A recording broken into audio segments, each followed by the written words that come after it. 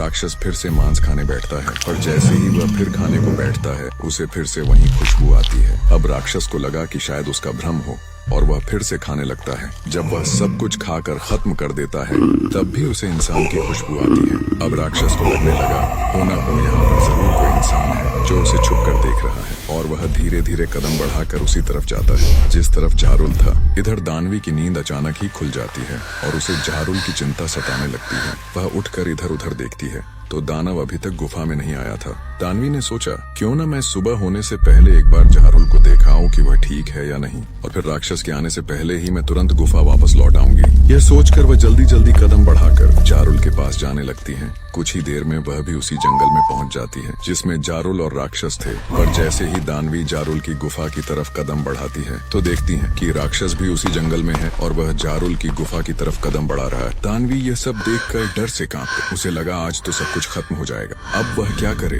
तभी दानवी को लगा हो न हो राक्षस को जरूर इंसान की खुशबू आई होगी, इसलिए वह इस गुफा तक आ गया है। लेकिन अब तो मुझे जाकर जारुल को बचाना होगा, नहीं तो राक्षस को सब कुछ पता चल जाएगा। दानवी जल्दी से गुफा के पीछे से होते हुए जारुल के पास पहुंच जाती है और उसे पीछे के रास्ते से ही उठाकर बाहर ले जाती है। लेकिन जैसे ही राक्षस गुफा के अंदर आता है तो वह खुशबू धीरे धीरे कम होने लगती है। अब राक्षस को लगा कहीं ऐसा तो नहीं कि इस जंगल में मुझसे भी बड़ा दानव आ गया हो जो मेरे साथ ऐसा छल कर रहा है, लेकिन आज तो मैं उसका पता लगा के ही रहूंगा। यह सोचते हुए वह भी गुफा में हर तरह से उसे खोजने में जुट जाता है। वह इस बात से इतना परेशान हो जाता है कि वह अब गुफा की दीवार भी तोड़ने लगता है। इधर दानवी जारुल को लेकर गुफा से बाहर निकल आती है और सोचती है कि मैं ऐसा क्या करूं जिससे राक्षस को इंसान की खुशबू आना बंद हो जाए, क्योंकि यहाँ तो मैं भी अधिक देर तक रुक नहीं सकती। अगर राक्षस को इस जंगल में मैं दिख गई तो उसको यकीन हो जाएगा कि वह खुशबू जारुल की ही है। वह जारुल को जमीन में लिटाती है और जंगल में इधर उधर घूम कर देखती है तो उसे एक मृत गाय का हड्डियों का कंकाल मिल जाता है। वह जल्दी से जारुल को अचेत अवस्था में जमीन पर ही रखकर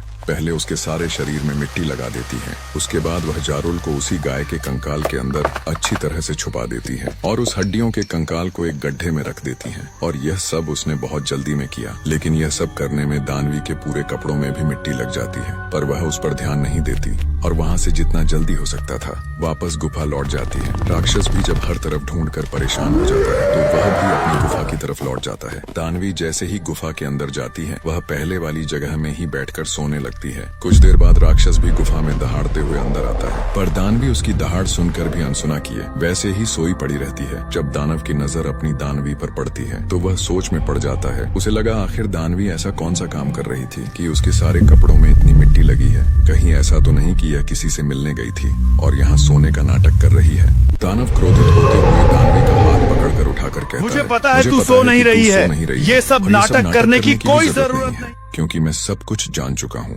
दानवी ने जैसे ही यह सब सुना तो वह घबराते हुए बोली, ये सब क्या कह रहे हो, और ऐसा क्या तुम्हें पता चल गया? राक्षस अरे दुष्ट औरत, अरे दुष्ट औरत, पहले तू ये बता तू किससे मिलकर आई? डरते हुए कहा, किसी से तो नहीं। राक्षस बोला, अच्छा अब मुझसे झूठ बोलेगी, तेरे कपड़ों में लगी मिट्टी बता रही है कि तू कहीं गई थी। अब जल्दी से बता दे कहाँ गई थी, नहीं तो मैं तेरा आना जाना ही बंद करा दूंगा। अब दानवी सोच में पड़ गई कि वह राक्षस को क्या जवाब दे। तभी उसने जल्दी से कहा, मैं तो आपको ही ढूंढने गई थी। सारी रात आपको इस जंगल में ढूंढती रही, मगर आप तो कहीं मिले ही नहीं, तभी वहीं से यह मिट्टी भी लग गई होगी। आप गुस्से में बाहर गए थे तो मुझे चिंता हो रही थी, मगर आप तो मुझ पर शक ही करते रहते हो। दानवी के इतना कहते ही राक्षस का क्रोध भी शांत हो जाता है, मगर राक्षस के साथ जो कुछ भी उस जंगल में हुआ था वह उसे भूल नहीं पा रहा था। वह दानवी से डरते हुए बोला, मुझे लगता है इस जंगल में मुझसे भी बड़ा दानव आ गया है। कहीं ऐसा न हो कि वह हम दोनों को ही निगल जाए, इसलिए मैं कह रहा हूँ कि तू कहीं मत जाना मुझे बिना बताए हुए।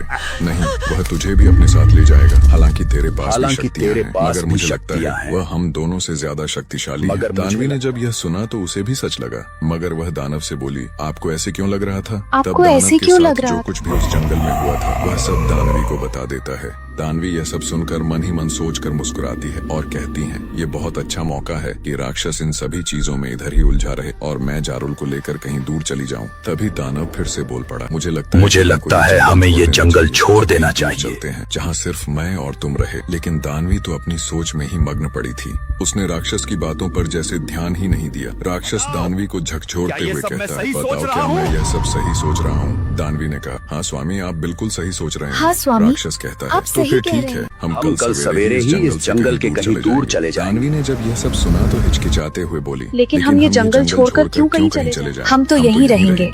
और और आप इसकी बिल्कुल भी चिंता न कि वह करें। दानव हमारा कुछ भी बिगाड़ पाएगा। राक्षस भी दानवी की ऐसी बात सुनकर रुक जाता है और अपने मन से डर को निकाल देता है। मगर अब वह भूल कर भी उस जंगल में नहीं जाना चाहता था जिसमें जारुल था। लेकिन दानवी ने यह सोच लिया था कि वह जारुल को लेकर इस जंगल से ही चली जाएगी, क्योंकि अब वह दिन दूर नहीं जिस दिन राक्षस जारुल तक पहुंच जाए। और अब तो राक्षस भी उस पर हर समय शक ही करता रहता है। अब दानवी उस दिन का इंतजार करने लगी जिस दिन राक्षस गुफा से बाहर जाए, क्योंकि राक्षस जब से उस जंगल से आया था तब से वह बाहर जाना बंद ही कर दिया था। अब दानवी जो भी बनाती राक्षस उसे प्यार से खा लेता और दिन भर राक्षसी के साथ ही रहता। लेकिन दानवी मन ही मन यह सोचती रहती कि अगर ऐसा ही रहा तो वह जारुल के पास कभी जा ही नहीं पाएगी। उसने एक दिन तरकीब लगाई कि क्यों ना मैं आज से राक्षस को मांस बनाकर खिलाना ही बंद कर दूं। तब तो राक्षस गुफा से बाहर जाएगा ही और मैं उससे यह बोल दूंगी कि तालाब की सारी मछलियां ही नहीं हैं। तब तो वह शिकार करने जंगल जाएगा ही। और यह बात सच भी हुई। अगले दिन सुबह दानवी ने कहा कि देखो ना, अब तो तालाब की मछलियां भी नहीं रह गई और तुम तो जंगल भी नहीं जाते कि कोई शिकार लाओ। हमारे लिए भोजन का प्रबंध कौन करेगा? बिना खाए रह ही नहीं, क्योंकि हम बिना खाए तो रह ही नहीं। बात राक्षस को भी सही लगी। वह बिना कुछ कहे शिकार की तलाश में आज फिर जंगल की ओर निकल गया। राक्षस के जाते ही दानवी के मन में गहरी खुशी भर गई। उसने तुरंत अपना राक्षसी रूप त्यागा और 16 वर्ष की एक सुंदर कन्या का रूप धारण कर लिया। फिर वह तेज कदमों से जंगल की ओर चल पड़ी। जंगल पहुंचते ही उसने सबसे पहले जारुल को उस मृत गाय के कंकाल से आजाद किया। फिर उसके शरीर पर जमी मिट्टी को साफ किया और जल्दी से उसे अपने साथ पास की गुफा में ले आई। गुफा के भीतर पहुंचकर उसने जारुल को होश में लाने की कोशिश की। जब जारुल उस गहरी बेहोशी से जागा तो दानवी को देखकर उसके मन में खुशी और दुख दोनों एक साथ उमड़ पड़े। खुशी इस बात की थी कि दानवी उसके पास थी और दुख इस बात का था कि आज उसे लग रहा था कि उसने अपने जीवन की सबसे बड़ी भूल कर दी है यहाँ पर आकर, क्योंकि उसकी जिंदगी अब जिंदगी नहीं रही थी। वह केवल एक वस्तु बनकर रह गया था। उसने न तो दानवी की ओर देखा और न ही उससे कुछ कहा। उसका मन इन सब बातों से भर चुका था। जब दानवी ने जारुल के इस व्यवहार को देखा तो वह कुछ समझ नहीं पाई। घबराहट और गुस्से में उसने कहा, जारुल तुम्हें क्या हो गया है? तुमने तो जैसे मुझे देखा ही नहीं। तुम मुझसे कुछ बोले बिना कहाँ जा रहे थे? जारुल ने धीमे स्वर में कहा, नहीं, मैं तुम्हें छोड़कर कहीं नहीं जा रहा। बस मुझे ऐसा लग रहा है कि मैं इंसान नहीं, एक वस्तु बन चुका हूँ। मैं इन्हीं सबसे बचकर अपने गाँव से यहाँ आया था, लेकिन देखो मेरी हालत तो वहाँ से भी ज्यादा बुरी हो गई है। तुम्हारे राक्षस की वजह से मुझे एक मरे हुए इंसान की तरह जीना पड़ता है और अगर मेरा मन भी हुआ तो भी मैं तुमसे मिल नहीं सकता। और अब तो मैं अपने गांव भी नहीं जा सकता। कभी तो मुझे लगता है कि उस पेड़ से बंधी जिंदगी ही मुझे सुकून दे। लेकिन तुमने मुझे आजाद किया, फिर से प्यार दिखाया और अब उस राक्षस की वजह से हम दोनों की जिंदगी बर्बाद हो रही है। इसीलिए मैं चाहता हूँ तुम राक्षस को छोड़कर या तो राक्षस को छोड़कर मेरे साथ ताकि मैं यहाँ से बहुत दूर चला जाऊँ। मैं अब ऐसे नहीं रह सकता। जारुल की यह बात सुनकर दानवी का हृदय भर आया। उसे जारुल की ऐसी बातों से गहरा दुख हुआ। उसने सोचा ये सब तो मेरी वजह से हो रहा है, इसमें भला जारुल की क्या गलती? वह रोते हुए जारुल से लिपट गई और बोली, तुम सही कह रहे हो। ये सब मेरी ही वजह से हुआ और इसे ठीक भी मैं ही करूंगी। तुम जानते हो मैं राक्षस से क्यों डरती हूँ? मुझे डर लगता है कि कहीं वह तुम्हें कोई नुकसान न पहुँचा दे। अगर मेरे रहते तुम्हारे साथ कुछ बुरा हो गया तो मैं खुद को कभी माफ नहीं कर पाऊंगी। इतना सब कहकर दानवी रोते हुए जारुल के सामने बैठ गई और उसने एक एक करके वह सब कह दिया जो जारुल के जाने के बाद उसके साथ हुआ था। राक्षस का व्यवहार, उसका डर, चोरी छिपे आकर जारुल से मिलना और उसे आजाद कराने के लिए जो उसने सहा था। उसके शब्दों के साथ उसके आंसू भी बहते रहे। दानवी का यह अटूट प्रेम देखकर जारुल भी भीतर तक टूट गया। उसने उसके आंसू पोंछते हुए कहा, चाहे जो हो जाए, हम दोनों यहाँ नहीं रहे। और अगर रहना पड़ा तो मैं उस राक्षस को जीवित नहीं छोड़ूंगा। ये सुनते ही दानवी घबरा गई। उसने तुरंत जारुल को रोकते हुए कहा, नहीं जारुल, मैं न उसे मार सकती और न ही मैं तुम्हें ऐसा करने दूंगी, लेकिन तुम्हारे लिए मैं उसे जरूर छोड़ सकती हूँ। हम यहाँ से बहुत दूर जाकर एक नई जिंदगी शुरू करेंगे। फिर वह कुछ सोचकर बोली, लेकिन जंगल में नहीं, क्योंकि अगर हम जंगल में रहे तो राक्षस हमें ढूंढ लेगा। हमें वहाँ जाना होगा जहाँ वह कभी नहीं आ सकता, तुम्हारे गाँव में, क्योंकि उसे इंसानी खून से और इंसानी लोगों से नफरत है। वह वहाँ नहीं आएगा और इससे पहले कि वह हमें ढूंढ ले, यहाँ से निकलना होगा। हमें यहाँ से निकलना होगा। हो गया। ये सुनकर जारुल उदास हो गया। उसने धीमे स्वर में कहा, नहीं दानवी, हम वहाँ नहीं जा सकते। दानवी ने हैरानी से पूछा, क्यों? अरे मैं समझ गई, मत करो, मगर तुम चिंता, पता भी नहीं चलेगा कि मैं एक राक्षसी हूँ। कि मैं एक राक्षसी हूँ। दानवी के बार बार आग्रह करने पर जारुल ने अपने दिल का बोझ उतार दिया। उसने बताया कि कैसे मोहिनी नाम की एक लड़की ने उस पर झूठा आरोप लगाया और कैसे गांव वालों ने उसे अपमानित कर बाहर निकाल दिया। यहाँ तक कि उसके पिता, जो गांव के मुखिया थे, वह भी उसे नहीं बचा पाए। मजबूर होकर उसे जंगल की राह पकड़नी पड़ी जहाँ उसे तुम मिली। यह सब सुनकर दानवी की आंखों में आंसू आ गए, लेकिन उसके चेहरे पर दृढ़ता थी। वह बोली, तुम बिल्कुल भी चिंता मत करो। जैसे तुमने मेरा साथ दिया वैसे अब मैं भी तुम्हारा साथ दूंगी। तुम्हारे गांव वाले एक दिन फिर तुम्हें वही सम्मान देंगे जो कभी देते थे। दोनों ने एक दूसरे का हाथ थामा और उम्मीद के साथ जंगल से गांव की ओर चल पड़े। उधर राक्षस भी जब शिकार लेकर गुफा में पहुंचा तो उसे वहां पर दानवी दिखाई नहीं दी और वह बेचैन हो उठा। लेकिन फिर उसने सोचा शायद वह भी शिकार लेने गई होगी। यही सोचकर वह वहीं उलझा रहा, इस बात से अनजान कि उसकी दुनिया अब बदल चुकी है। जंगल से निकलते समय दानवी बार बार पीछे मुड़कर देख रही थी। उसे लग रहा था कि राक्षस कभी भी उनकी आहट पा सकता है। जारुल उसका हाथ थामे आगे बढ़ता रहा। सूरज की पहली किरणों के साथ दोनों गांव की सीमा तक पहुंच गए। गांव में जारुल को देखकर हलचल मच गई।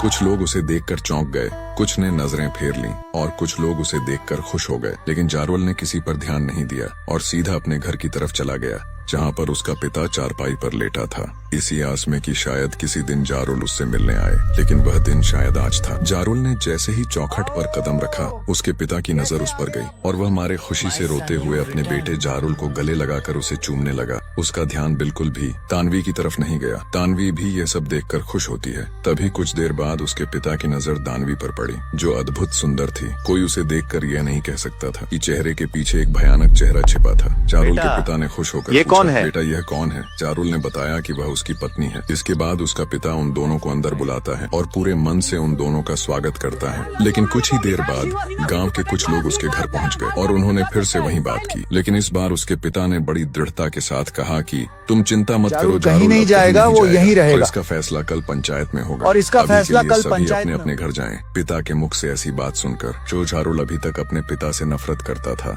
उसे उस पर प्यार उमड़ आया। उसे यह सब देखकर बहुत आश्चर्य हुआ, लेकिन उसको यह नहीं पता था कि उसके जाने के बाद उसका पिता एक भी दिन चैन से नहीं बैठा जब तक कि उसने मोहिनी से यह जान नहीं लिया कि उसने उसके बेटे के साथ ऐसा क्यों किया। हालांकि जब उसको यह सब पता चला तो उसने जारुल को बहुत ढूंढा, लेकिन उसे जारुल कहीं नहीं मिला।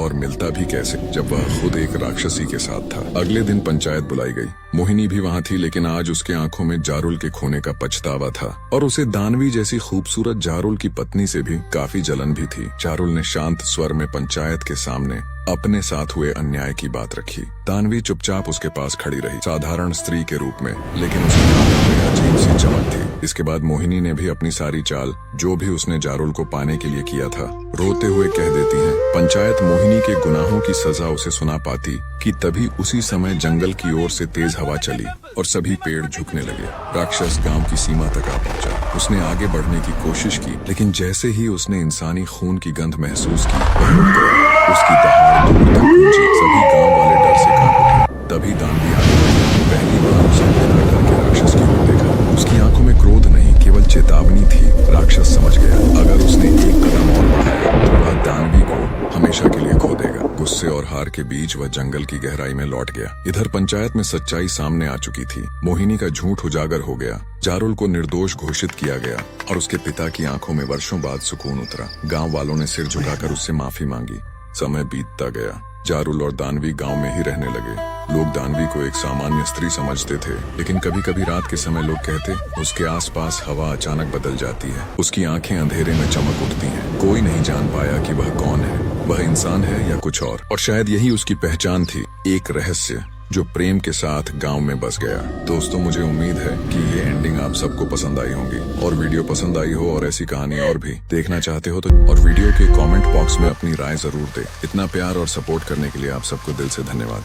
दोस्तों, आप लोग वीडियो को लाइक और हाइप जरूर करें।